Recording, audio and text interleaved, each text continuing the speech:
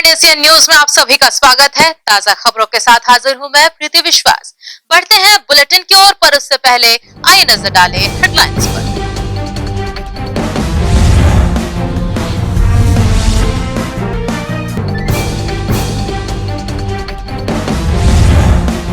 संस्कारधारी राजनांदगांव में बालिका से दुष्कर्म के मामले में 5 आरोपी गिरफ्तार, पुलिसिया कार्रवाई जारी।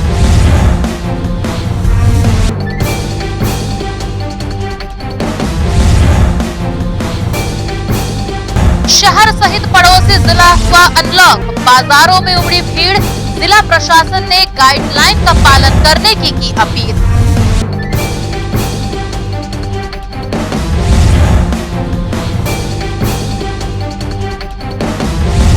और कांग्रेस जनों ने भारत के प्रथम प्रधानमंत्री पंडित जवाहरलाल नेहरू की पुण्यतिथि पर आयोजित की संगोष्ठी सभा, उनके बताए मार्गों पर चलने का लिया संकल्प।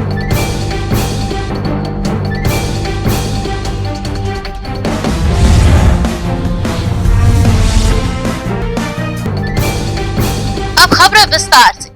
विपरीत परिस्थितियों में काम लेकर अब नौकरी से निकाले जाने से नाराज कोविड-19 कर्मचारियों के 5 सूत्रीय मांग को लेकर महामहिम राज्यपाल के नाम जिला स्वास्थ्य अधिकारी को सौंपा गया ज्ञापन।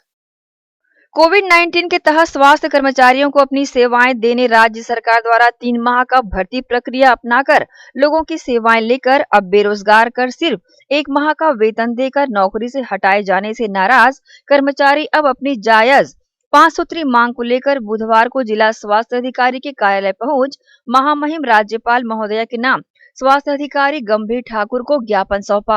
गौरतलब है कि कर्मचारियों ने बताया कि जिनके अस्थायी रूप से 3 माह के लिए भर्ती लिया गया था, सभी के द्वारा कोरोना काल में खुद की जान जोखिम में डालकर दिन रात मेहनत करके लोगों की सेवा करने के एवज में अब इस विषम परिस्थितियों में सभी कोविड-19 कर्मचारियों जिसमें doctor, microbiologist, nursing staff, lab technician, ward boy आया सभी सफाई कर्मियों को अपनी सेवाएं से वंचित कर भविष्य को अंधकार में डाल दिया जा रहा है। इस संबंध में ग्रैंड एशियन न्यूज के समक्ष स्वास्थ्य कर्मियों ने अपनी प्रतिक्रिया दी।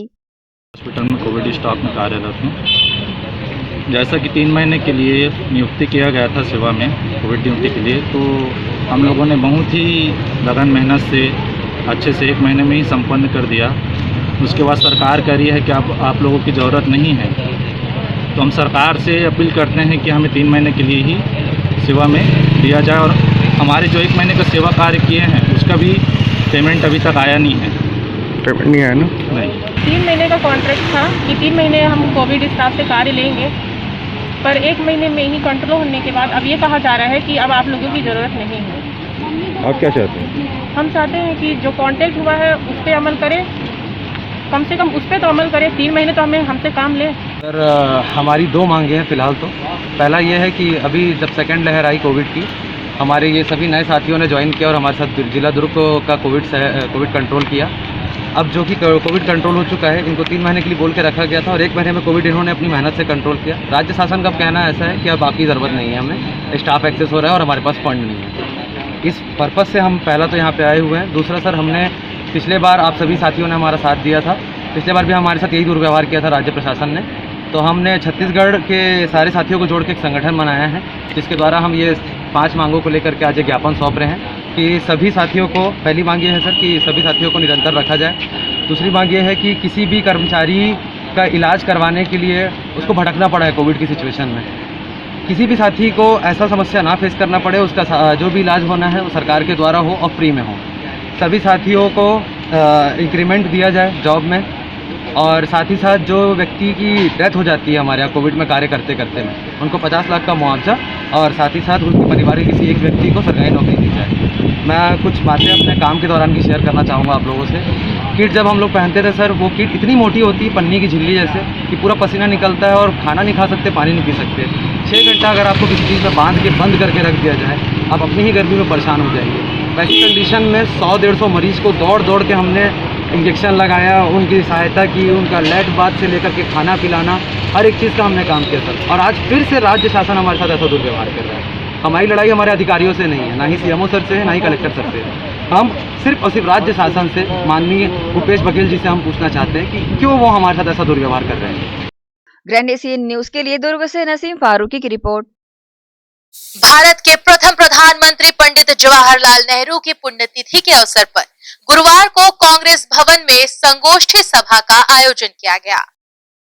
भारत के प्रथम प्रधानमंत्री स्वर्गीय पंडित जवाहरलाल नेहरू की 97वीं पुण्यतिथि के अवसर पर शहर कांग्रेस भवन में संगोष्ठी सभा का आयोजन किया गया। इस दौरान पंडित जवाहरलाल नेहरू के तैल चित्र पर माल्यार्पण कर उन्हें कांग्रेस जनों ने भावभीनी श्रद्धांजलि अर्पित की। इस अवसर पर शहर कांग्रेस कमेटी अध्यक्ष कुलबीर सिंह छाबड़ा ने कहा कि स्वतंत्रता संग्राम सेनानी पूर्व प्रधानमंत्री पंडित जवाहरलाल नेहरू की पुण्यतिथि प्रदेश कांग्रेस अध्यक्ष मोहन मरकाम के निर्देशानुसार शहर कांग्रेस भवन में मनाई जा रही है। इस अवसर पर संगोष्ठी सभा का भी आयोजन करने की जानकारी उन्होंने दी। आज देश के प्रथम प्रधानमंत्री पंडित जवाहरलाल नेहरू जी की पुण्यतिथि प्रदेश कांग्रेस कमेटी के अध्यक्ष सम्मानित श्री मोहन मरकाम जी के निर्देशानुसार शहर जिला कांग्रेस कमेटी द्वारा मनाई गई है, जिसमें संगोष्ठी सभा का आयोजन किया गया था। और साथ ही साथ पंडित जवाहरलाल नेहरू जी ने, जो कि स्वतंत्रता संग्राम सेनानी थे, उसके बाद उन्होंने देश को आज़ाद होने में बहुत बड़ा उनका योगदान साथ में रहा। उसके बाद देश आज़ाद होने के बाद उन्होंने सभी लोगों के साथ मिलकर लोकतांत्रिक देश की व्यवस्था कैसी हो, हमको देश कैसे चलाना है, हमको गरीबों के लिए क्या क्या योजनाएं लागू करनी है, हमको शिक्षित देश के लोगों को कैसे करना है, हमको उद्योग के धंधे खोलने, लोगों के रोज़गार के लिए कैसे करने हैं, और हर परिवार को कैसे काम मिले, हर परिवार कैसे सुखी रहे, सब समाज हो, सभी जात वाले सभी लोग मिलकर एक लोकतांत्रिक व्यवस्था लागू की गई थी। सभी समाज कैसे खुशहाल रहें, सभी समाजों के कैसे प्रगति हो, उसमें देश का लोगों का कैसा योगदान रहे।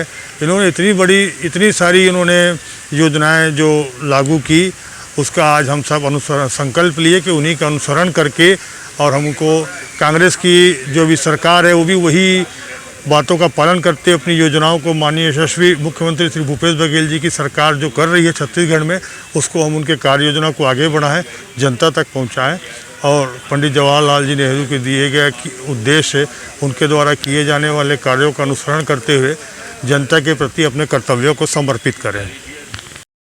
संगोष्ठी सभा के दौरान वरिष्ठ कांग्रेसियों ने पंडित जवाहरलाल नेहरू के जीवन पर प्रकाश डाला और आजादी की लड़ाई सहित स्वतंत्र भारत के लिए उनके दिए योगदान को याद भी किया। इस अवसर पर कांग्रेसियों ने पंडित जवाहरलाल नेहरू के आदर्शों और उनके दिखाए मार्गों पर चलने का संकल्प लिया और उन्हें पुण्यतिथि के अवसर पर पुष्पांजलि अर्पित की। ग्रैंड एशियन न्यूज के लिए अंकालू साहू के साथ हफीज खान की रिपोर्ट। बीएसपी कर्मी एवं सीटू के उपाध्यक्ष वेणुगोपाल की हृदयघात से मृत्यु के पश्चात उनके पार्थिव शरीर को सेक्टर 9 अस्पताल के मर्चुरी में रखा गया था। बुधवार को उनके परिजन, सीटू के पदाधिकारी एवं मित्रगण प्रशासन के साथ शव लेने मर्चुरी पहुंचे तो पार्थिव शरीर को देखकर सबके होश उड़ गए। बीएसपी के सेक्टर 9 अस्पताल प्रबंधन की लापरवाही पर देखिए यह खास खबर। भिलाई इस्पात संयंत्र में कार्यरत कर्मी व सीटू के उपाध्यक्ष वेणुगोपाल की मौत का मामला सामने आया है। हालांकि इस्पात कर्मी की मौत हार्ट अटैक से बताई जा रही है, लेकिन कर्मी की मौत के बाद उसके देह का जो हाल हुआ था उसे देखकर शायद आप घबरा जाते। सवाल उठता है कि क्या जवाहरलाल नेहरू चिकित्सालय एवं अनुसंधान केंद्र की चिकित्सा पद्धति एवं मैनेजमेंट इतना लापरवाह है। गौरतलब है कि रविवार और सोमवार की दरमियानी रात भिलाई इस्पात संयंत्र अंतर्गत जल प्रबंधन विभाग में कार्यरत कर्मी साथ ही यूनियन सीटू के उपाध्यक्ष वेणुगोपाल को उनके घर पर सीने में हल्का दर्द हुआ, जिसके बाद उनके छोटे भाई के द्वारा उन्हें चिकित्सा के लिए सेक्टर 9 हॉस्पिटल लाया गया। इस दौरान हार्ट अटैक की वजह से डॉक्टर ने वेणुगोपाल को मृत घोषित कर दिया। वहीं मृतक के छोटे भाई की माने तो सभी परिजन केरल से आएंगे, उसके बाद ही बड़े भाई का अंतिम संस्कार किया जाएगा, ये कहा गया। वहीं प्रबंधन द्वारा मृतक के शव को मर्चुरी के फ्रीज में रखवा दिया गया, लेकिन वह फ्रीजर पूरी तरह से खराब हो चुका था, जिसमें 3 दिन से पड़ा वेणुगोपाल का शव पूरी तरह खराब हो गया। जब साथी कर्मी उन्हें लेने हॉस्पिटल पहुंचे तब इस बात का पता चला। इसके बाद सीटू यूनियन ने मर्चुरी के बाहर जमकर हंगामा किया।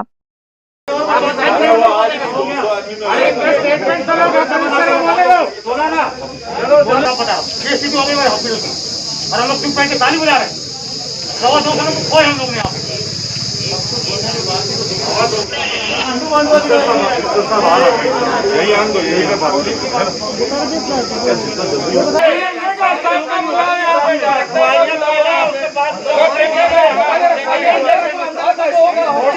ये कोई मजाक आदमी नहीं है, ये वेणुगोपाल है। ये स्थिति है सेक्टर 9 की। 2 सालों को खोए, 2 सालों को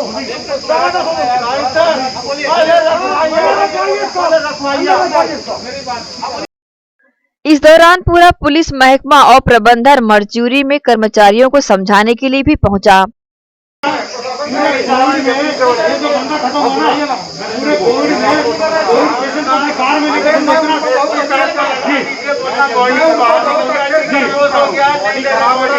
बोल दीजिए, एसपी साहब को बोल दीजिए कि नहीं दे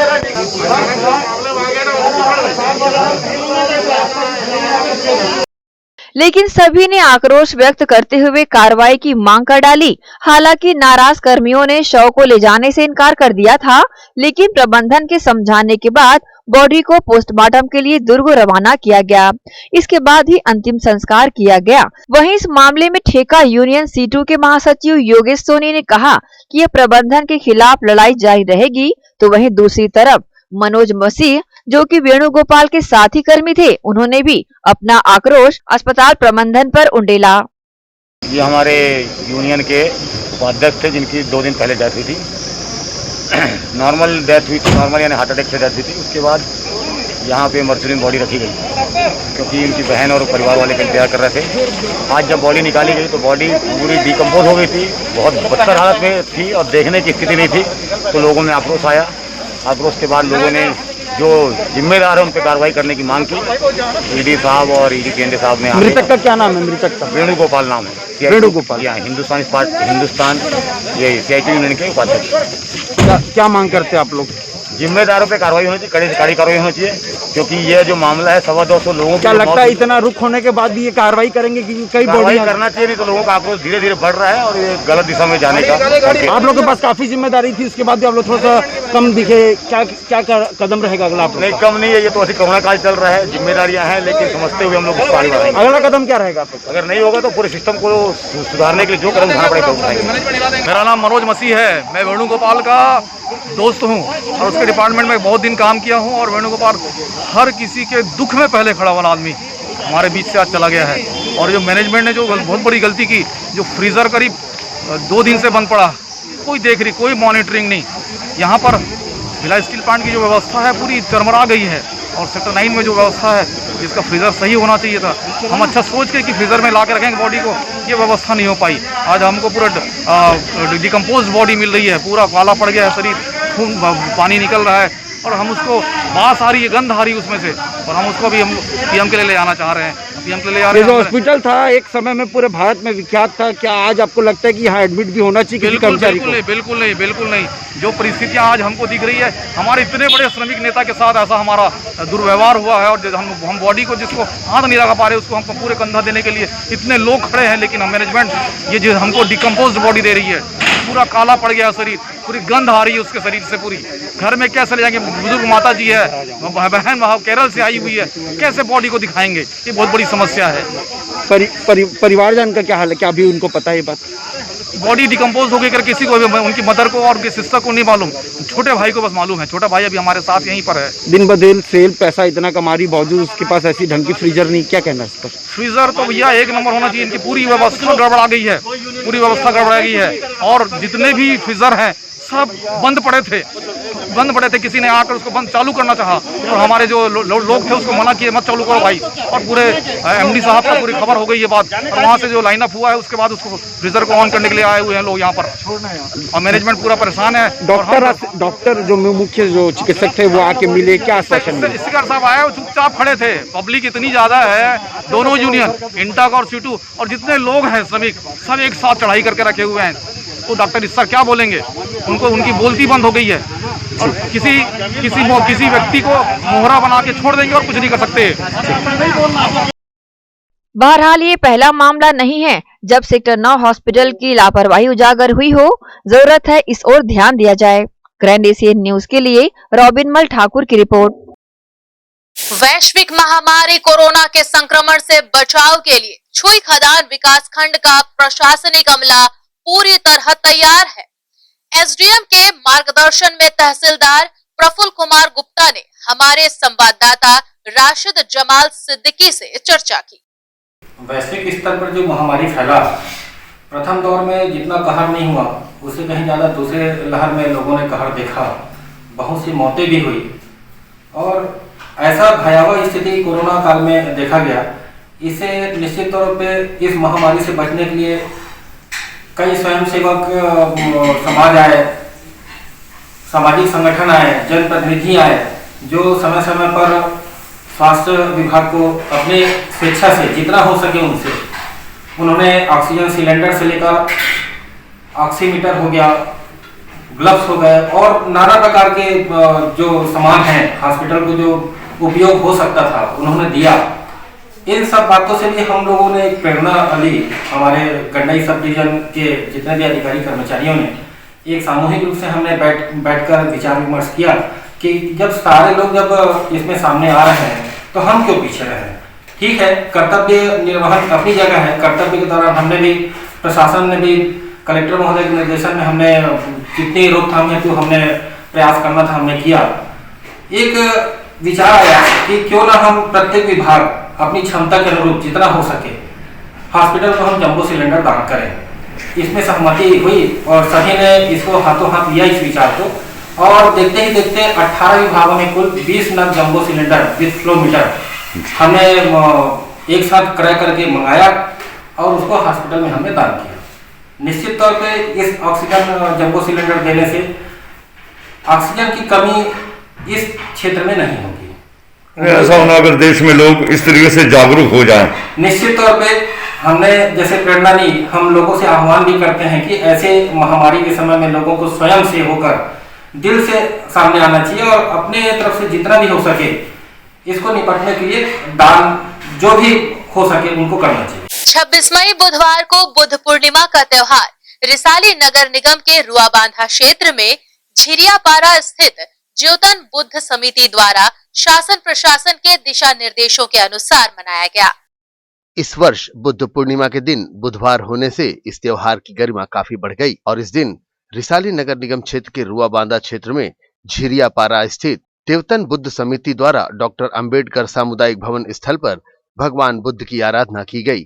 साथ ही बाबा साहेब भीमराव अंबेडकर के तैल चित्र पर भी पुष्प अर्पित कर समाज के लोगों ने अपनी आस्था दिखाई। साथ ही इसी समाज से सरोकार रखने वाले डॉक्टर उदय कुमार, जो कि भिलाई इस्पात संयंत्र के पंडित जवाहरलाल नेहरू चिकित्सालय एवं अनुसंधान केंद्र में बर्न यूनिट के प्रभारी हैं, उन्होंने अपनी पत्नी श्रीमती प्रेरणा ढाबरडे, जो कि इसी वर्ष मुंबई में आयोजित की गई प्रतियोगिता में मिसेस इंडिया का खिताब जीत चुकी हैं, इनके साथ मिलकर व्यक्तिगत तौर पर 200 परिवारों को सूखे राशन के किट वितरित किए। यह परिवार वही थे जो इस कोरोना काल में अपना सब कुछ गंवा बैठे हैं और इतने मजबूर हो गए हैं कि इनके पास अपने परिवार को पालने लायक पैसे भी नहीं हैं। साथ ही क्षेत्र के छोटे बच्चों को दूध और बिस्किट वितरित कर उनके पोषण की भी व्यवस्था इनके द्वारा की गई। कार्यक्रम की शुरुआत में भगवान बुद्ध एवं बाबा साहेब भीमराव अंबेडकर के तैल चित्र पर उपस्थित लोगों ने बारी बारी से पुष्प अर्पित किए। तत्पश्चात यह सहयोग का सिलसिला शुरू हुआ। इसके पूर्व भी डॉक्टर उदय कुमार ढाबरडे ने अपनी धर्मपत्नी के साथ मिलकर सामाजिक उत्थान के प्रति कई ऐसे कार्य किए हैं जो कि एक मिसाल बन गई है। क्षेत्रवासियों ने इनके द्वारा किए गए कार्यों की सराहना करते हुए दिल से इनका धन्यवाद ज्ञापित किया। हमारे लिए बुद्ध पूर्णिमा का दिन बहुत खास होता है। बुद्ध पूर्णिमा को दिन हम लोग यहाँ मोमबत्ती अगरबत्ती जो जलाते हैं, पूजा वंदना करते हैं और प्रसाद वगैरह बांटते हैं, इसीलिए हमारे लिए बहुत खास है। आज यहाँ क्या हो रहा है? सर और मैडम आए हैं यहाँ पे। हाँ, आज यहाँ बहुत सारा ऐसे ये है सामान वामान बांटने के लिए मैडम और सर आए हैं यहाँ पर। जो कोरोना पीड़ित से जो बहुत गरीब हैं उन लोगों के लिए चावल वगैरह बांटेंगे यहाँ और मैडम भी चावल बांटने के लिए आए हैं। वो सर मैडम जो सहयोग कर रहे हैं उसके लिए क्या कहना चाहेंगे? वो मतलब बहुत सहयोग करते हैं हमारे लिए जब से सर से मुलाकात हुआ तब से हमारे लिए बहुत सहयोग कर रहे हैं। अभी बीच में सैनिटाइज़र वगैरह मैडम हमको दिए थे और बताए थे कि मास्क वगैरह पहन के ही घर से बाहर निकले, कहीं भी जाए तो मास्क लगा के ही जाए, सैनिटाइज़र हाथ में लगाएं, बार बार हाथ धोएं। बहुत सहयोग कर रहे हैं। क्या कहना चाहेंगे उनको? उनको बहुत बहुत धन्यवाद देना चाहती हूँ मैं मैडम और सर को, जो हमारे लिए बहुत इतना कुछ कर रहे हैं। यहाँ बुद्ध पूर्णिमा का ये मनाया, थोड़ा पूजा किए हैं और इस अवसर पर सर गरीब के हिसाब से मतलब जो राशन वासन वितरण मैडम और सर के जरिए ये हुआ है। तो मैडम और सर के जरिए जो राशन वितरण किया जा रहा है, क्या कहना चाहेंगे सर और मैडम को? उनको हम बहुत धन्यवाद करते हैं सर और मैडम को। डॉक्टर उदय कुमार धाबर्टे की धर्मपत्नी ने इस कार्यक्रम के प्रति अपनी व्यक्तिगत विचार को मीडिया के समझ रखा एवं आगे भी इसी तरह से जरूरतमंदों की मदद करने की मंशा जताई है, जिससे समाज को एक नई बुलंदी पर पहुंचाया जा सके एवं समाज के लोगों को शिक्षा के साथ अन्य क्षेत्रों में भी सक्षम बनाया जा सके। आप सभी को बुद्ध पूर्णिमा की शुभकामनाएं। पे बैक टू सोसाइटी का मंत्र हमें बाबा साहब ने दिया था और मुझे ऐसा लगता है कि जितने भी सक्षम लोग हैं वो ज़रूरतमंद लोगों की सहायता उन्होंने करनी चाहिए। साथ ही विभिन्न माध्यमों के द्वारा दूसरे लोगों को भी ज़रूरतमंद लोगों की सहायता करने हेतु प्रेरित करना चाहिए। हमने लगभग 2 महीने से कई परिवारों को सूखा राशन और कई ज़रूरत की चीज़ें प्रदान करते आए हैं ताकि वो अपने घर पे ही रहे और राशन के लिए बाहर ना निकले और स्वच्छ रहे और स्वस्थ रहे। आज बुद्ध पूर्णिमा के अवसर पर हम लोग अलग अलग जगह पे लगभग 250 किलो आटा, 250 किलो चावल, 50 किलो तेल, 50 किलो दाल और 50 किलो नमक, हल्दी, मिर्ची, धनिया, टूथपेस्ट, नहाने का साबुन, कपड़े धोने का साबुन, मास्क, सैनिटाइज़र, साथ ही बच्चों के लिए दूध, बिस्किट ये सब वितरण कर रहे हैं। इसी कड़ी में आज हम रुआबांदा बस्ती में आए हैं राशन और मास्क, सैनिटाइज़र और बच्चों के लिए दूध, बिस्किट देने के लिए। आपको कैसे पता चलता है कि कहाँ अपने को किस चीज़ की ज़रूरत है? जी, मेरे पति डॉक्टर उदय सेक्टर 9 में डॉक्टर होने के साथ ही कोविड हेल्पलाइन भी चलाते हैं। उनको ज़रूरत के लिए अलग अलग जगह से फ़ोन आते हैं तो वो मुझे उस जगह पे उस ज़रूरत को बताते हैं। उसके बाद मैं उनकी मदद करने वहाँ पहुँच जाती हूँ और मदद के साथ ही उनको मास्क लगाना, सैनिटाइजेशन तथा सोशल डिस्टेंसिंग के बारे में जानकारी देती हूँ। क्योंकि अगर हम बिना ज्ञान दिए उन्हें कड़ाई करेंगे तो जन सहयोग नहीं मिल पाता है और साथ ही मास्क, सैनिटाइजेशन तथा सोशल डिस्टेंसिंग के पार्ट के साथ ही उन्हें वैक्सीनेशन के प्रति जागरूक करने का भी अभियान सतत चल रहा है। जैसा मैडम आप बता रहे हैं कि आपके हस्बैंड खुद एक मतलब कोविड हेल्पलाइन सेंटर चलाते हैं, तो मतलब उनका फिर आपके इन समाज सेवी कार्यों में किस तरह से सपोर्ट मिलता है? और उनका सहयोग मुझे इस तरह से मिलता है कि वो कोविड हेल्पलाइन चलाते हैं, साथ ही उसी के कारण मैं फिर बाकी जगह का पता चलता है मेरे को तो उसमें मैं मदद करने पहुंचती हूँ और वैक्सीनेशन के प्रति अवेयर करते हैं हम लोगों को। उसी के कारण यहाँ पे 100% वैक्सीनेशन संभव हो पाया है और जान माल के नुकसान की हानि होने से बचाया जा सका है। आज बुद्ध पूर्णिमा का विशेष अवसर है, मतलब सभी जगह मनाया जा रहा है। शहरवासियों को क्या कहेंगे आज के दिन? कोरोना से हुए नुकसान की भरपाई बुद्ध की करुणा से की जा सकती है।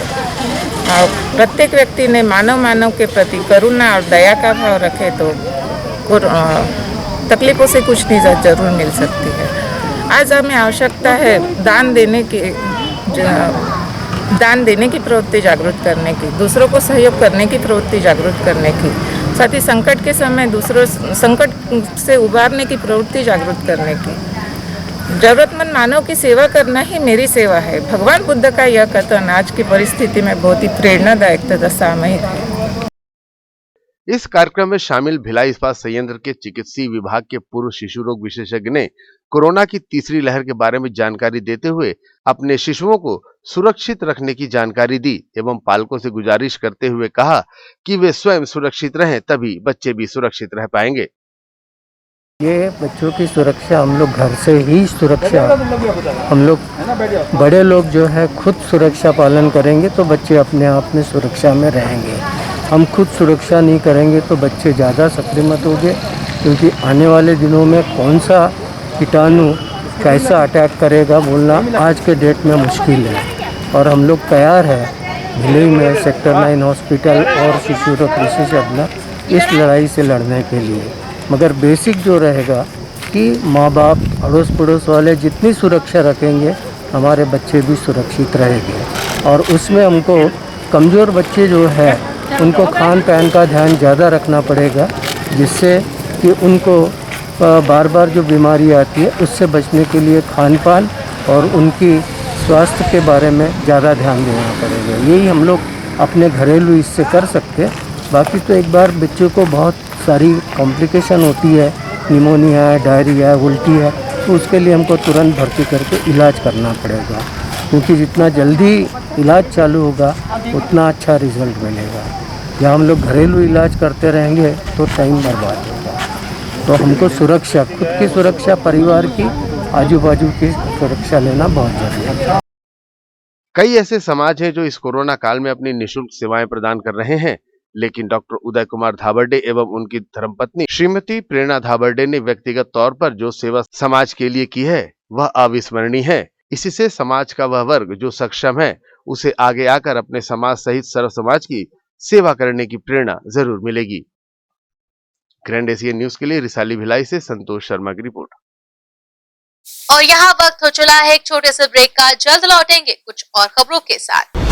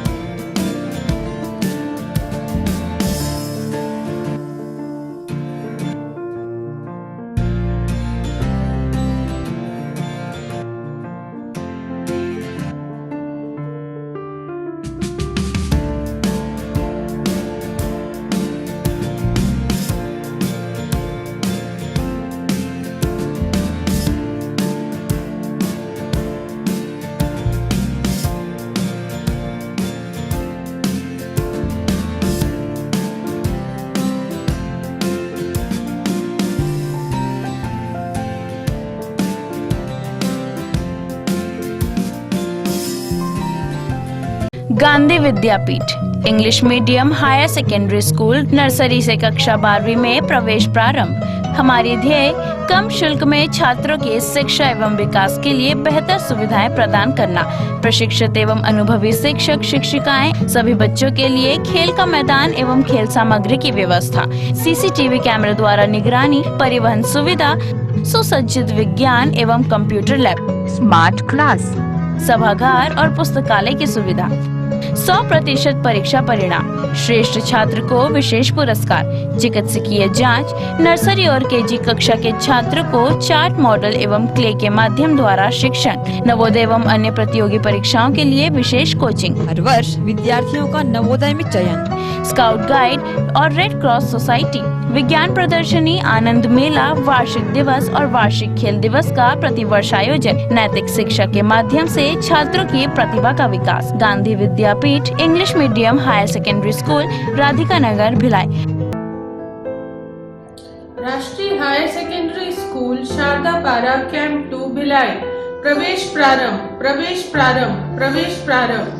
RB English medium school Sharda Para camp 2 Bhilai अब नई साज सज्जा एवं सुविधाओं के साथ इंग्लिश मीडियम का अध्यापन केवल अंग्रेजी माध्यम के विशेषज्ञ शिक्षिकाओं द्वारा, अलग से विषय विशेषज्ञों द्वारा अध्यापन व्यवस्था, स्वच्छ एवं सुविधापूर्ण स्कूल परिसर में अध्यापन, निशुल्क नवोदय प्रवेश परीक्षा की कोचिंग व्यवस्था, बोर्ड परीक्षाओं हेतु विशेष कोचिंग, खेल कूद एवं मार्शल आर्ट की कोचिंग व्यवस्था, गांधी विद्यापीठ के विषय विशेषज्ञों शिक्षकों द्वारा विशेष सहायता, बस सुविधा उपलब्ध। अपने बच्चों के सुनहरे भविष्य के लिए आज ही संपर्क करें।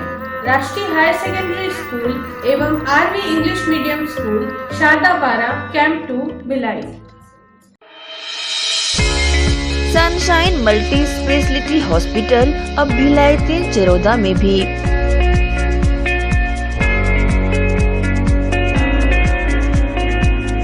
हॉस्पिटल में उपलब्ध सुविधाएं 24 घंटे emergency ICU, NICU, PICU, ambulance सुविधा उपलब्ध।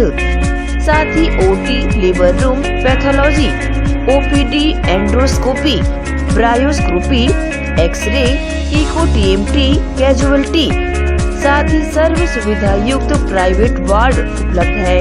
जनरल वार्ड, सोनोग्राफी व वेंटिलेटर उपलब्ध। सनशाइन मल्टी स्पेशलिटी हॉस्पिटल, हमारा पता IDBI बैंक के सामने, नॉर्थ वसुंधरा नगर, भिलाई 3 चरौदा।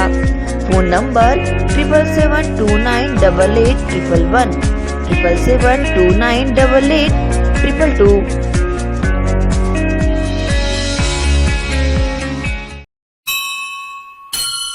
आपका अपना भव्य शोरूम, 50 वर्षों से आपकी सेवा में। दिनेश वस्त्र भंडार, एक भाव एक विचार के साथ। दिनेश वस्त्र भंडार, আমাদের আপন दिनेश वस्त्र भंडार, साडा अपना दिनेश वस्त्र भंडार। कपडाले संबंधित सबो रेंज, एके भाव एके विचार, एकाच भावात एकाच विचारात, एके को भाव एके को विचार। दिनेश वस्त्र भंडार। नए भव्य शोरूम में उच्च क्वालिटी के कपड़े सभी वैरायटी में, संपूर्ण रेंज के साथ। Exclusive range of saris, lancha, kurti, salwar suit, jeans, T shirt, shirts and all type of varieties. आप पाएंगे सभी प्रांतों के वैवाहिक कलेक्शन पसंद के कपड़ों के साथ। Exclusive range of bed cover, sofa cover, pillow cover, mattress, cotton cloth और शूटिंग एंड शर्टिंग। जिंदगी में आने से लेकर जाने तक का सारा सामान एक ही छत के नीचे। दिनेश वस्त्र भंडार, Jawahar market, power house, Bhilai.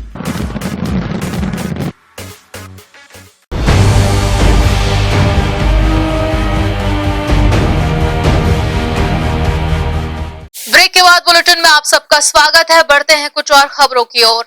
नगर निगम आयुक्त ऋतुराज रघुवंशी ने शहर के विभिन्न स्थानों से गुजरने वाले बड़े नालों का निरीक्षण किया। निगम आयुक्त ने स्वास्थ्य विभाग के अधिकारियों से बरसात पूर्व सभी नालों की सफाई और नालों के आसपास हुए अवैध कब्जों को हटाने का निर्देश दिया। शहर के विभिन्न स्थानों से गुजरते बड़े नालों की सफाई का निरीक्षण नगर निगम आयुक्त ऋतुराज रघुवंशी ने अधिकारियों के साथ किया। निगम आयुक्त ने ऐसे नालों जहां जल भराव की स्थिति निर्मित होती है वहां प्राथमिकता के तौर पर बरसात पूर्व सफाई कार्य करने और नाले के समीप हुए कब्जों को हटाने निर्देश दिए। नगर निगम आयुक्त ने नालों के पुल के संधारण कार्य के लिए प्रस्ताव तैयार करने निगम अधिकारियों को निर्देशित किया। निगम आयुक्त ऋतुराज रघुवंशी ने नाला सफाई के लिए चेन माउंटिंग की संख्या बढ़ाने और अन्य संसाधनों को बढ़ाने की दिशा में कार्य करने निर्देश दिए। जल भराव की स्थिति बनने से रोकने नालों की गहराई तक सफाई करने को कहा। ग्रैंड एशियन न्यूज के लिए संजय दुबे। लंबे लॉकडाउन के पश्चात अनलॉक की प्रक्रिया जिले में प्रारंभ हो गई है। शहर के व्यावसायिक परिसरों में लोगों की चहलकदमी शुरू हो चुकी है। क्या जनता शासन की गाइडलाइंस का पालन करेगी? क्या कोरोना की तीसरी लहर को रोकने में हम सब सफल होंगे?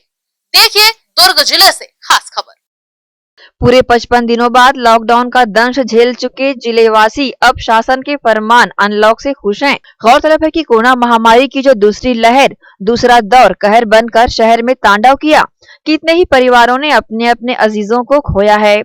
इन 55 दिनों में शासन ने पूर्ण लॉकडाउन घोषित किया था। वहीं जिला प्रशासन द्वारा अनलॉक के बाद लोगों की जिंदगियां धीरे से पटरी पर लौटने लगी है। बाजार, कार्यालय सहित सभी व्यावसायिक संस्थानों के खुलने के बाद बाजारों की रौनक लौट आई है।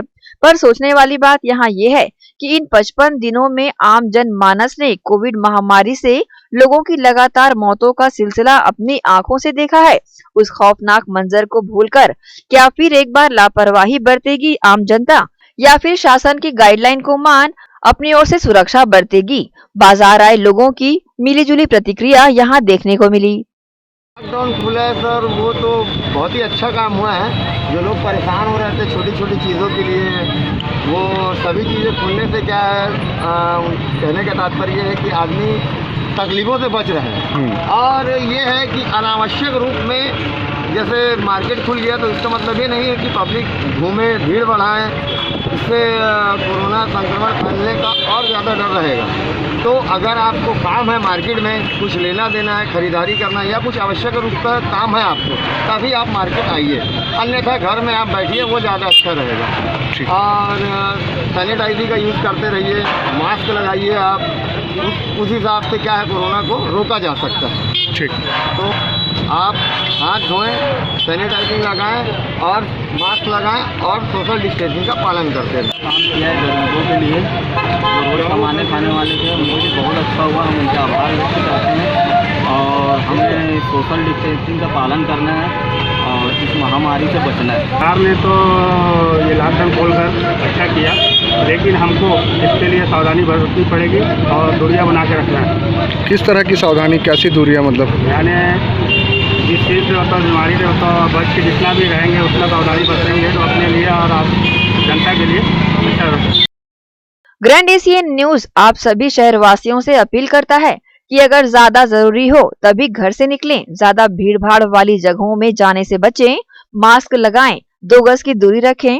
अगर हम सब में जागरूकता और सावधानी बरती तो हम शायद कोविड की तीसरी लहर जिसके कयास लगाए जा रहे हैं उसे रोकने में कामयाब हो सकेंगे। दुर्ग से ग्रैंड एशियन न्यूज के लिए नसीम फारूकी की रिपोर्ट।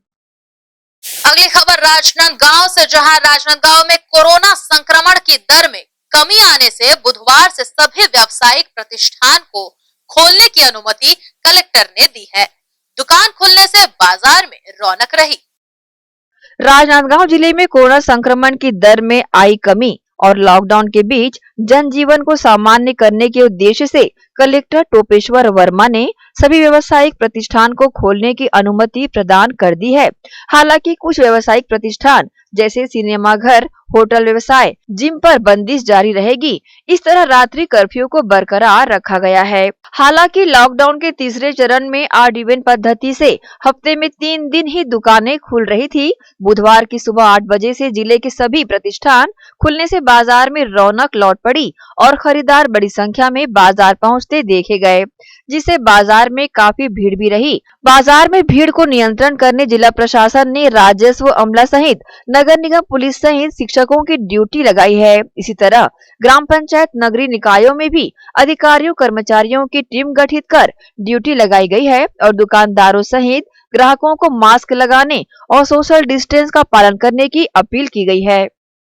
अभी 15 मई के बाद कुछ और अतिरिक्त व्यवसायों को हमने लॉकडाउन से छूट दिया है और उसमें निश्चित है ज़्यादा दुकान खुलेंगे तो पब्लिक आती है, तो भीड़ नियंत्रण के लिए भी लगातार पुलिस का, प्रशासन का, नगर निगम का और अन्य विभागों के कर्मचारी अधिकारियों का ड्यूटी लगाया गया है। और विशेषकर इसमें हम लोगों को देखना है कि लोग मास्क पहन के जब भी बाहर निकले मास्क पहन के निकले, सोशल डिस्टेंसिंग का पालन करें और दुकानों में अधिक भीड़ ना हो।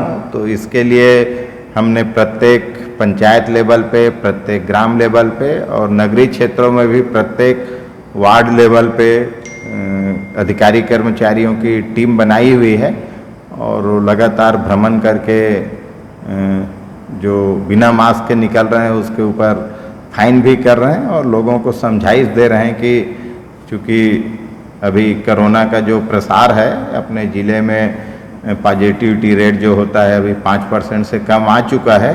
अगर हम एप्रोप्रिएट बिहेवियर जो होता है उसका पालन करेंगे तो निश्चित ही इसके संक्रमण के जो दर है उसको नियंत्रित करने में सफल होंगे। भीड़ को नियंत्रण करने पुलिस को मशक्कत करते देखा गया। मास्क नहीं लगाने वालों के खिलाफ कार्रवाई भी की गई।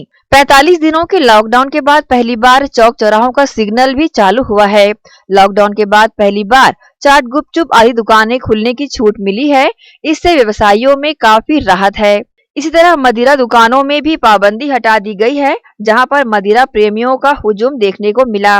कोरोना संक्रमण की रोकथाम के जिले के सीमा महाराष्ट्र बॉर्डर को सील किया गया है और कोरोना जांच की जा रही है। इसी तरह स्वास्थ्य विभाग द्वारा स्वास्थ्य शिविर लगाकर कोरोना के सिम्टम्स जानने पर कोरोना जांच की तैयारी की गई है। ग्रैंड एशियन न्यूज के लिए राजनांदगांव से अंकालू साहू के साथ हफीज खान की report. Collector doctor Sarveshwar Narendra भूरे द्वारा निगम भिलाई के आयुक्त ऋतुराज रघुवंशी को निर्देशित किया गया कि निगम के सभी वार्डों में डेंगू से बचाव के लिए कूलर और पानी टंकियों की जांच की जाए। पिछले दिनों हुई बारिश के चलते जल भराव वाले स्थानों पर मलेरिया की रोकथाम के लिए ऑयल के छिड़काव के साथ झाड़ियों तथा अन्य स्थानों पर मेलाथियान का छिड़काव किया जा रहा है।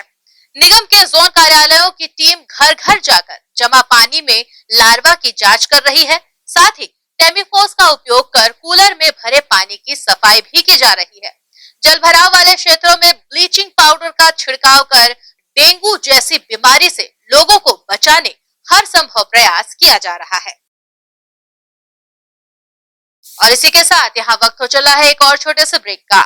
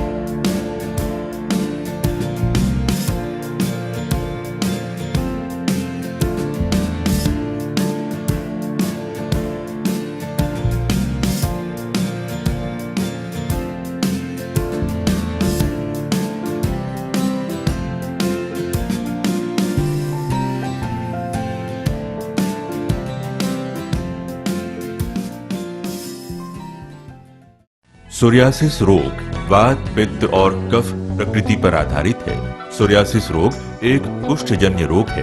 ये कोहनी जांघों के बाहर धड़, कमर, पीठ और पेट में होता है। ये तांबे रंग और रक्त वर्ण का शुष्क सा छिलके युक्त शरीर में चकत्ते के रूप में दिखाई पड़ता है। प्रथम अवस्था में ये सिर के बालों के बीच पिन के नुक्के सरसों या मसूर के दाने की तरह उत्पन्न होता है, जिससे व्यक्ति को सिर में रूसी का भ्रम होता है और यही फिर धीरे धीरे सिर से बाहर निकलकर संपूर्ण शरीर में फैलने लगता है। ये मामूली खुजली जैसा लगता है। ये खुजली पसीने के बहाव या आर्द्रता मिलने पर पड़ती है। चमड़ी में खिंचाव और चमचमाहट बनी रहती है। इस रोग के जख्मों पर तीव्र स्राव होने की संभावना नहीं होती। ये 100% गठिया रोग को जन्म देता है, जिससे व्यक्ति हमेशा के लिए अपंग हो जाता है। इस बीमारी का इलाज वायरो रिसर्च एवं स्किन केयर क्लिनिक द्वारा तैयार किए गए विशेष आयुर्वेदिक रस रसायन द्वारा संभव है। संपर्क करें doctor HC Agarwal, doctor VK Agarwal, वायरो रिसर्च एवं skin care clinic, station road, Durg. मैं जब अपने बालों को कोम करती थी तो मेरे काफी ज्यादा बाल कोम्बिंग से टूट जाते थे और सीजनल चेंजेस की वजह से डैंड्रफ भी होता था। फैमिली में भी कुछ लोगों को ये प्रॉब्लम थी। तब मुझे मेरी फ्रेंड ने वास्तु गुरुजी हेयर ऑयल सजेस्ट किया, जिसके सिर्फ 2 यूजेस बाद ही मुझे ऐसा लगा जैसे मेरी स्कैल्प क्लीन महसूस हो रही है और सिर्फ 4 वॉशेस बाद ही मेरी हेयर फॉल और डैंड्रफ की प्रॉब्लम ऑलमोस्ट जड़ से खत्म हो गई। और इस ऑयल की सबसे अच्छी बात यह है कि ये होममेड है और उससे भी अच्छी बात यह है कि ये वर्क करता है।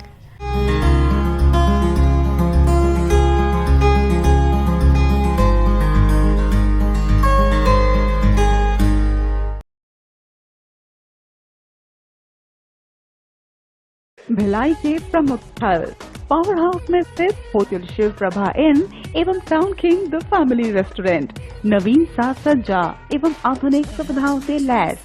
हमारी विशेषताएं economic suite, executive suite, premium suite and presidential suite. Town king the family restaurant, लाजवाब स्वाद से भरपूर नाश्ते एवं भोजन की उत्तम व्यवस्था। Banquet hall, party hall, conference hall, free wifi internet, new elevator, travel assistance, safe deposit vault and godown, special tariff plan for corporate, marriage and other functions. Online booking facilities available. Sweet home away from home. Powerhouse railway station व bus stand से मात्र 500 metre पर स्थित hotel Shiv Prabha inn and town king the family restaurant, 46 C market, अपना Kesari laws के बाजू में। Power house Bhilai. Contact 98932 15251 और 8966 981590।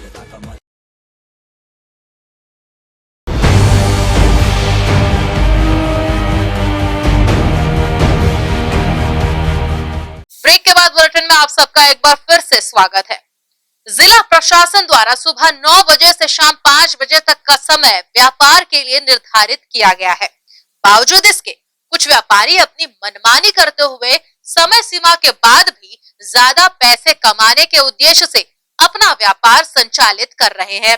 संडे बाजार सुपेला में भी ऐसे व्यापारियों के खिलाफ निगम भिलाई की निगरानी टीम ने कार्रवाई करते हुए जुर्माना वसूला और आगे ऐसा करते पाए जाने पर कानूनी कार्रवाई करने की चेतावनी भी दी।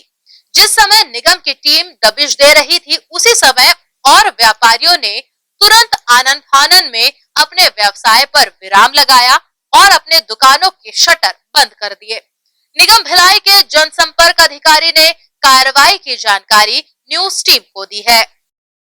देखिए, लॉकडाउन का उल्लंघन पे लगातार मोबाइल टीम जो है हमारे 2 पालियों में निरीक्षण कर रही है और प्रथम पाली में निरीक्षण करने के बाद में जो सायंकालीन निरीक्षण होता है, इस दौरान में कुछ ऐसे दुकान थे जो निर्धारित समय सीमा के बाद भी जो है खुले हुए थे और सुपेला संडे मार्केट में ऐसे एक बर्तन व्यवसायी और कपड़ा व्यवसायी जो थे वो एक्चुअल में सामान को इंटर कर रहे थे, परंतु इस दौरान हमारी टीम पहुंची और उन्हें हिदायत दी कि भाई आप 5 बजे पहले जो समय सीमा है उस निर्धारित समय सीमा के भीतर में जो भी सारे कार्य हो पूर्ण कर लें, इससे जो बाकी व्यवसायी हैं वो दिग्भ्रमित नहीं होंगे और अपने को पर्याप्त जो समय मिल रहा है उस समय पे ही अपन वो काम करें।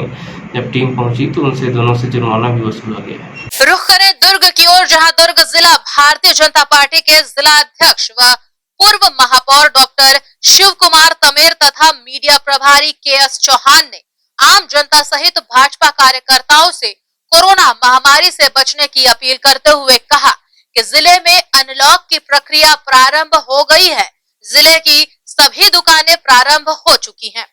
इस अनलॉक का जरूरत से ज्यादा फायदा न उठाएं।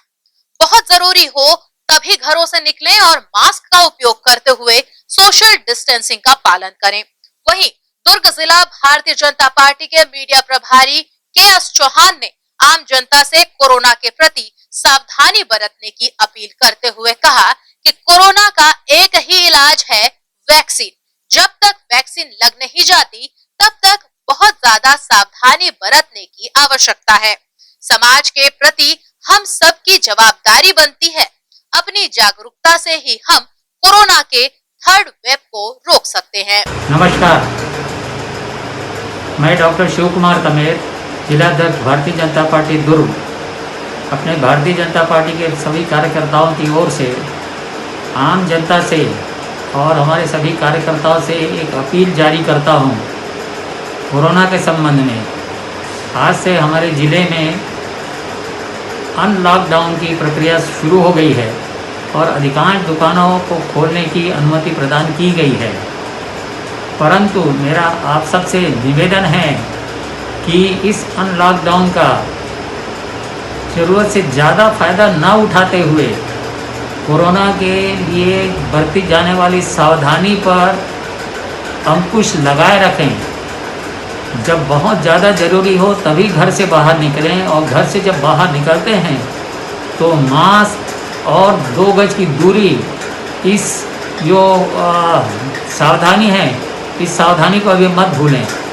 अभी हम बहुत मुश्किल से दूसरे लहर से निजात पाने जा रहे हैं और हम सबको ज्ञात है और विभिन्न वैज्ञानिकों ने फोरकास्ट किया है कि तीसरा लहर बहुत दूर नहीं है और कभी भी आ सकता है। तो हमें इस बात का ध्यान रखना है और मैं आप सबसे विनती करता हूँ, निवेदन करता हूँ कि आप अपने घर में रहें, कोरोना से बचाव में पूरा सहयोग करें, आप स्वयं बचें, अपने परिवार को बचाएं और अपने समाज को बचाएं। दोस्तों, आज से पूरे छत्तीसगढ़ में लॉकडाउन अधिकतर जगहों में खत्म हो रहा है। इस बीच में हमने अपनों को बहुत खोया है, बहुत तकलीफ हुई है और इसका कोरोना का सिर्फ एक ही इलाज है, वैक्सीन। और जब तक वैक्सीन हमारे को नहीं लग जाती है तब तक हम सोशल डिस्टेंसिंग का और सभी चीजों का पालन करें, एहतियात बरतें। दोस्तों, आज छत्तीसगढ़ में वैक्सीन की उपलब्धता बहुत कम है, राज्य सरकार पूरा नहीं कर पा रही है। जो जब तक वैक्सीन नहीं लग जाती है तब तक हम बहुत ज्यादा एहतियात बरतें और तभी घर से निकलें जब हमारे को बहुत जरूरी है और उतने ही लोग निकलें जितने लोगों के निकलने की जरूरत है। आपसे करबद्ध प्रार्थना है कि आप इस गुजारिश को जरूर मानेंगे और एक स्वस्थ समाज को ये उपहार देंगे। आपकी भी जवाबदारी बनती है समाज के प्रति कि ताकि हमारे को जो थर्ड वे का जो तलवार लटक रही है वो हम ही उसे टाल सकते हैं अपनी जागरूकता से। धन्यवाद। राजनांदगांव शहर के मोतीपुर क्षेत्र में एक नाबालिग बालिका के साथ दुष्कर्म का मामला सामने आया है। पुलिस ने इस मामले में 5 आरोपियों को गिरफ्तार किया है। राजनांदगांव शहर के चिखली पुलिस चौकी क्षेत्र के अंतर्गत मोतीपुर में एक 15 वर्षीय नाबालिग बालिका के साथ 5 अलग अलग लोगों के द्वारा दुष्कर्म किए जाने का मामला सामने आया है। बालिका के साथ लगभग 1 वर्ष के भीतर 5 आरोपियों द्वारा दुष्कर्म किए जाने की रिपोर्ट पीड़िता ने अपने परिजनों के साथ पुलिस चौकी पहुंचकर लिखाई है। इसके बाद पुलिस ने मोतीपुर क्षेत्र निवासी 5 आरोपियों को इस मामले में गिरफ्तार भी कर लिया है। राजनांदगांव पुलिस अधीक्षक प्रज्ञा मेश्राम ने अपनी प्रतिक्रिया दी। कल जो है शाम को चिखली चौकी में एक नाबालिग पीड़िता और उसके परिजन ने आकर के एक रिपोर्ट की कि उसके साथ में 5 पृथक आरोपियों के द्वारा उसके साथ में दुष्कर्म किया गया है, जिस पर उस पे पीड़िता का कथन विस्तृत रूप से लिया गया, जिसमें ये देखा गया कि नाबालिग पीड़िता के साथ में अलग अलग आरोपियों ने अलग अलग समय पर अलग अलग स्थानों पर उसके साथ में दुष्कृत्य किया, जिस पर से जो है तत्काल संज्ञान में लेते हुए अपराध पंजीबद्ध किया गया है। 5 अलग अलग अपराध पंजीबद्ध किए गए हैं और 5 आरोपियों को गिरफ्तार कर लिया गया है। पुलिस की गिरफ्त में आए 26 वर्षीय आरोपी आकाश देवांगन, 29 वर्षीय विजय देवांगन, 39 वर्षीय दिनेश रावटे, 23 वर्षीय अरुण सिन्हा और 26 वर्षीय प्रमोद गोड़ को गिरफ्तार कर लिया गया है। ये सभी आरोपी नाबालिग बालिका के साथ लगभग 1 वर्ष से दुष्कर्म की वारदात कर रहे थे। सभी आरोपी राजनांदगांव शहर के मोतीपुर क्षेत्र के बताए गए हैं। आरोपियों के द्वारा धमकी दिए जाने के भय से पीड़िता ने अब तक आरोपियों के खिलाफ मामला दर्ज नहीं कराया था। वहीं बुधवार को सभी आरोपियों के खिलाफ थाने में अपराध दर्ज कराया गया है। इसके बाद पुलिस ने विभिन्न धाराओं के तहत कार्रवाई प्रारंभ कर दी है। ग्रैंड एशियन न्यूज के लिए अंकालू साहू के साथ हफीज खान की रिपोर्ट। केंद्र सरकार के जन विरोधी नीतियों के खिलाफ संयुक्त किसान मोर्चा द्वारा 26 मई को पूरे देश में काला दिवस मनाया गया। इसी के तहत तालपुरी बी ब्लॉक के निवासियों ने सोशल डिस्टेंसिंग का पालन करते हुए पोस्टरों के माध्यमों से किसानों के आंदोलन के साथ एकजुटता दिखाई और 3 कृषि कानून को वापस लेने, दवाओं को जीएसटी के दायरे से बाहर रखने, सभी के लिए कोविड महामारी का टीका निःशुल्क उपलब्ध कराने, निम्न आय वर्ग परिवारों के खातों में प्रति माह 7,500 रुपए डालने आदि की मांग की गई। इस अवसर पर नगर पालिक निगम रिसाली के एल्डरमैन प्रेमचंद साहू और एक अन्य ने अपनी प्रतिक्रिया दी। आज हम यहाँ पे NSPCA फरियाद कॉलोनी के पास उपस्थित हुए हैं। कृषि बिल वापस मोदी सरकार के खिलाफ निरंतर इनका जो कुशासन चल रहा है उसके खिलाफ हम लोग यहाँ पे उपस्थित हुए हैं। किसानों के साथ दुराचार हो रहा है आम नागरिकों के साथ अत्याचार लगातार बढ़ते ही जा रहा है। मोदी सरकार अपने ही मनमानी कर रहे हैं, चाहे वो अभी कोरोना काल का एक बहुत बड़ा उनको एक मौका मिला है, जिससे कि वो अपना हर एक शासन प्रशासन को अपने कदमों में रख के यह बंदूक चला रहे हैं। और हर एक हॉस्पिटल वगैरह में देखेंगे आप कितने अभी कोरोना काल में कितना मुश्किल का सामना करना पड़ा है। स्टाफ की कमी है, वहाँ पे ऑक्सीजन सिलेंडर की कमी है, कितने की जान गई है। चाहते तो यहाँ पे हमारा इस जगह में और या अन्य स्थान पे भी वह स्टाफ की कमी को पूर्ण कर सकते थे, लेकिन नहीं हुआ है। किसान आज भी रो रहे हैं। मोदी सरकार जो वादा किए थे वो भी पूर्ण नहीं किए हैं। 15 लाख सामान्य नागरिकों के खाता में देने का वादा किए थे, वो भी आज तक नहीं किए हैं। तो उसके खिलाफ हम सब यहाँ पे उपस्थित हुए हैं। मोदी सरकार हाय है। कालपुरी इंटरनेशनल कॉलोनी बी ब्लॉक के समक्ष पारिजात केस के सामने यहाँ के नागरिक और ट्रेड यूनियन के नेता तीनों कृषि कानूनों को वापस लेने के लिए, सरकार के ऊपर दबाव डालने के लिए एक प्रदर्शन रखे हैं, ताकि जो काले कानून है जिससे पूरे किसानों की रोजी रोटी पर संकट आ जाएगा, उनकी खेती छीनी जाएगी, उनके समर्थन में। और जिस तरीके से कोरोना के साथ ये सरकार हैंडल किया है, जिससे हज़ारों लोगों की मौतें हो रही हैं, हॉस्पिटल और स्वास्थ्य व्यवस्था को दुरुस्त करें एवं दवाओं और अन्य आवश्यक वस्तुएं जो कोरोना काल में बहुत ज़रूरी था उसके ऊपर GST हटाने के लिए एवं ऑक्सीजन जो इंडस्ट्रियल ऑक्सीजन की जगह मेडिकल ऑक्सीजन हर हॉस्पिटल में उपलब्ध हो, उनकी मांगों के साथ आज प्रदर्शन कर रहे हैं। कोरोना वायरस के संक्रमण को फैलने से रोकने नगर पालिक निगम रिसाली के एल्डरमैन अनूप डे ने अपने साथियों के साथ वातावरण को शुद्ध करने हवन आयोजित किया, जिसके तहत एक मोबाइल वैन के माध्यम से कॉलोनी में घूमकर हवन के माध्यम से वायुमंडल को शुद्ध किया गया।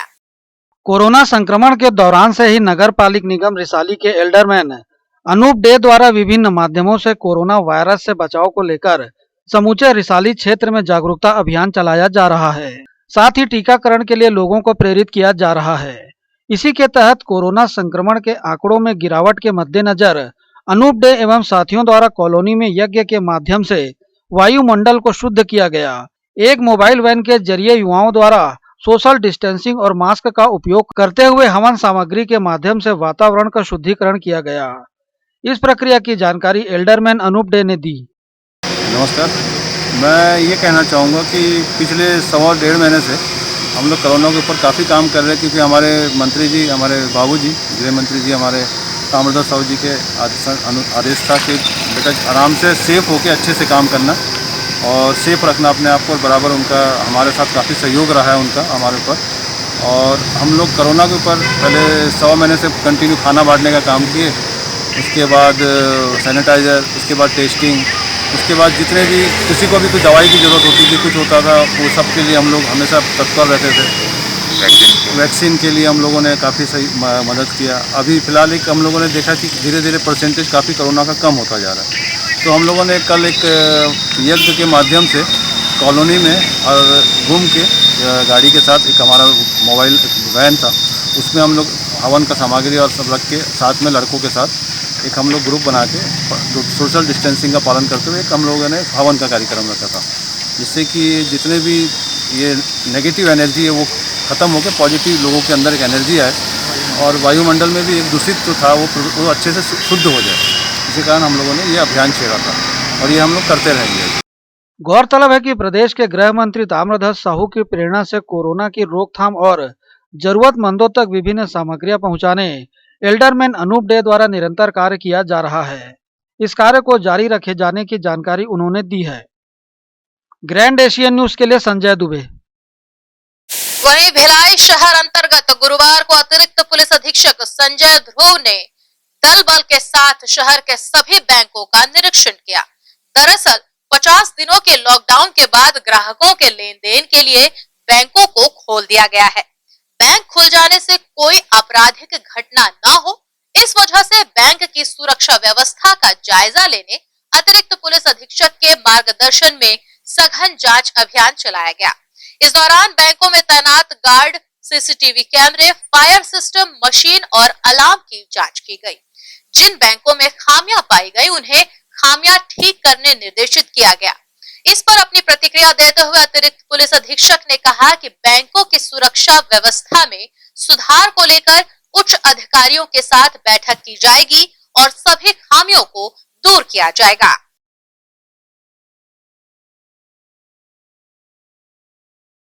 अभी जो हम लोगों ने समीक्षा किया उसमें सीसीटीवी बाहर में होने चाहिए, पीछे होने चाहिए, वो नहीं है। फायर एक्सटिंग्विशर काम नहीं कर रहे हैं, अलार्म सिस्टम काम नहीं कर रहा है।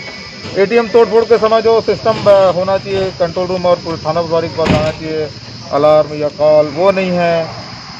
गार्ड जो लगे हैं, गार्ड भी प्रशिक्षित नहीं है, वो पुराने समय के गार्ड हैं जिनके पास अभी फिर उनको रिफ्रेशर कोर्स के माध्यम से उनको पुनः बेहतर करने की आवश्यकता है।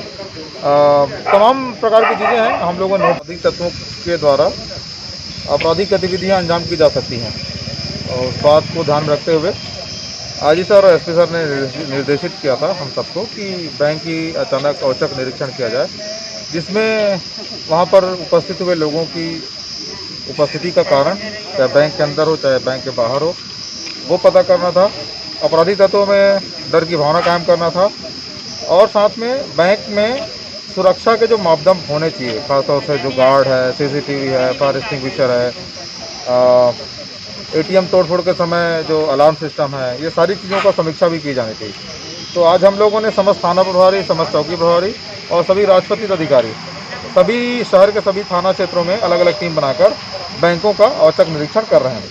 इस दौरान सभी बैंकों में कुछ न कुछ कमियां हमको परिलक्षित हुई हैं और इसकी अलग से इनके वरिष्ठ अधिकारियों के, बैंकों के वरिष्ठ अधिकारियों के साथ एक बैठक करके उनकी जो कमियां हैं वो उनको हम अवगत कराएंगे और साथ में उनको निर्देशित भी करेंगे, चाहे माध्यम जैसा भी हो, ताकि बैंकों की सुरक्षा और बैंकों के बाहर की सुरक्षा को पुख्ता किया जा सके।